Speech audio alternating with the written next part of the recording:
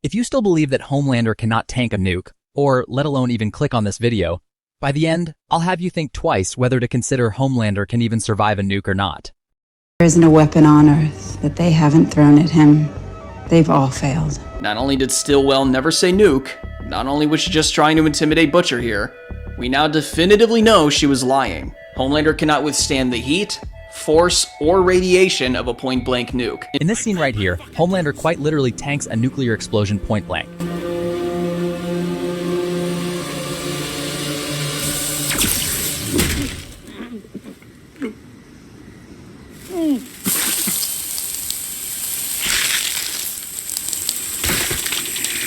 It's since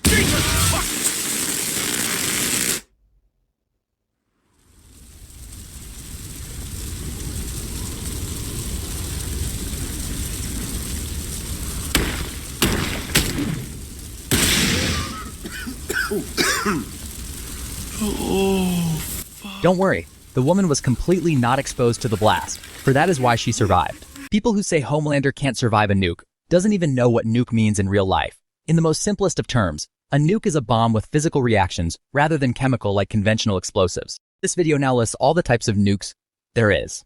Moreover, most calculations on the internet have this chemical plant explosion, which the episode itself is canon to the live-action series that it is, past large building and up to the town-level range. One of the weakest nukes in history is the WF-54 warhead with an output at large building level plus. Now, as I said earlier,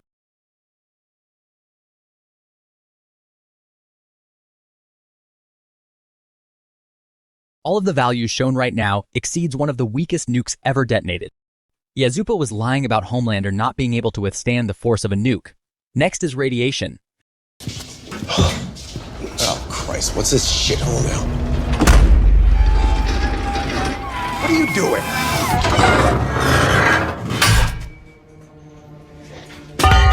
Oh, well done. I'll be out of here in 30 seconds. Maybe. Maybe not. It's enriched uranium. They'd stick us soups in there to see if we could survive an atomic bomb. Now, for normal Joe, they'd be dead in minutes. But for you, it's a stomach flu. Good luck, though. Getting out of a soup-proof cell while you're bleeding out of your ass. It's enriched uranium. They'd stick us soups in there to see if we could survive an atomic bomb. Now, for normal Joe, they'd be dead in minutes. But for you, it's a stomach flu. Good luck, though. Getting out of a soup-proof cell while you're bleeding out of your ass.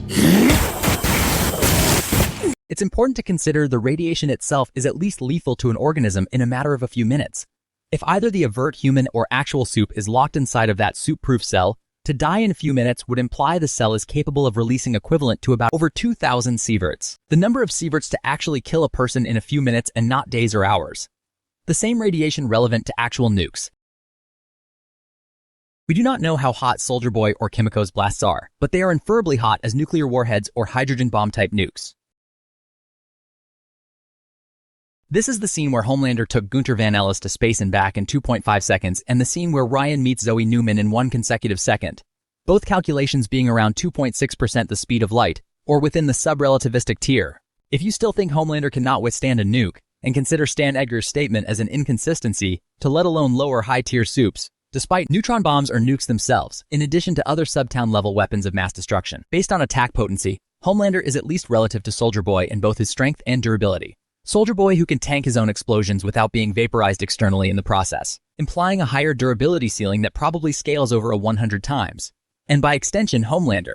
Again, relative to Soldier Boy, if not greater than. It's enriched uranium. They'd stick us soups in there to see if we could survive an atomic bomb. It is unclear whether by Soldier Boy if enriched uranium in the scene is meant to simulate either the kinetic energy, heat, or radiation of a nuke. But it is most likely all of the above, considering uranium is not the only chemical released in a nuclear fallout, and it had to be enriched, instead of normal uranium. Furthermore, Homelander was drastically weakened in this scene. He still broke out of a soup-proof cell while weakened. We know he was definitively weakened, as earlier he states he could get out of there in precisely 30 seconds.